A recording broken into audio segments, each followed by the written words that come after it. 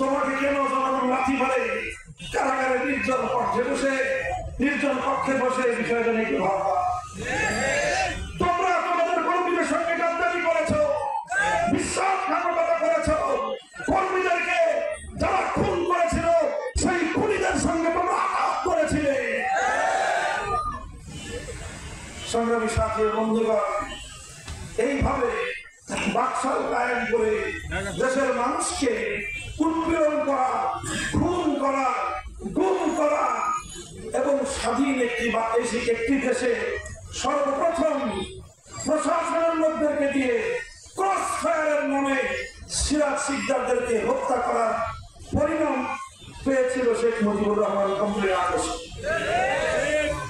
শেখ হাসিনা অতীতের ইতিহাস ভুলে গিয়ে শুধু 15ই আগস্টের ঘটনাকে মনে রেখেছিলেন। ঘোষণা দিয়েছিলেন যে জাতি তার বাবাকে হত্যা করেছে তিনি সেই জাতির কাছ থেকে প্রতিশোধ গ্রহণ করবেন।